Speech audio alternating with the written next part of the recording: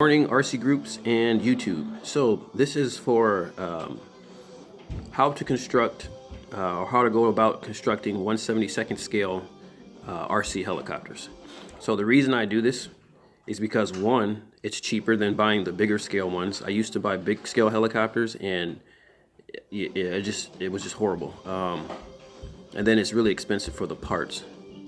So I see a few people on YouTube and RC groups that do this. And two, I don't care for flipping around and doing all that 3D stuff. I don't care about all that. I like the scale helicopters. I enjoy that. I think it's really neat if you have a small collection of them, which you can pack up, get them out to the field. Yes, you can fly these outside on a day where it's not windy. And on top of that, you don't see this much. You don't ever see this really with people with scaled up helicopters like this. So if you're interested on how I do this, I'm going to show you a quick video and show you what I do to go about building these. So these mechanics here are the 170, what is it? Yeah, the 170 blade, Horizon Blade helicopter mechanics with the flight board and the gyro. The flight board, you can stick in it, you can stick it horizontal, vertical, as long as the gyro is sitting up and down or straight in there, because that's what's controlling the arms and the tail. So you can stick something like this. I have a Cobra and a really thin body like a Cobra, because that's the skinniest helicopter I have is a Cobra. You can stick this in there and it flies wonderful with its, in there with the battery, on the side or whatnot. So with the blade, so this right here, this one right here is a blade, what is it, 3S. So you can get a 3S to fit in, the smallest helicopter I can get the 3S to fit in is this bell right here. But it's going to be cramped and parts will be sticking outside of the helicopter. So I started using the 70S for this, in which everything will be enclosed. And for, this helicopter here and the Dolphin, those are 70S mechanics inside those helicopters there. And on top of that, you can get the rotor head sticking pretty decently on here. Still got to put the cover that goes on this section right here, but you can get it to fit on there, and it won't look so bad where some of them stick completely out and they're just, it kind of looks ridiculous. Same thing with this. See how you can get the rotor heads sitting on there pretty accurate. So these two right here, I did those yesterday. They're not done. I got to put some more of the ornaments on and then finish painting them. This one's done. I just need to paint it.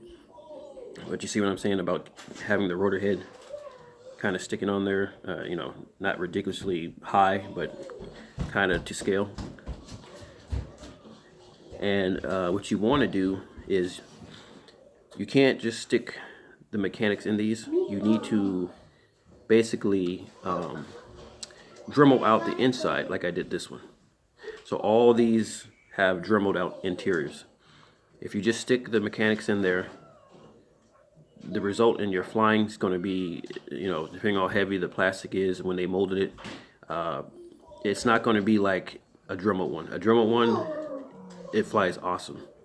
When I used to fly them without them being Dremeled, you can tell the engine would struggle to keep them in the air and flight times go down. But once you Dremel these, they'll fly great.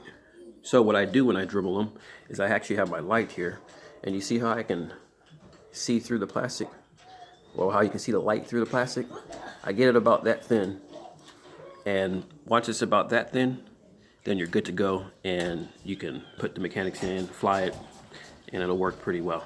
So that's what I do for these. And yes, you can pretty much use any helicopter you want that will fit the mechanics in without it being ridiculously, looking ridiculous or cutting up the helicopter to the point where it's just not a helicopter anymore.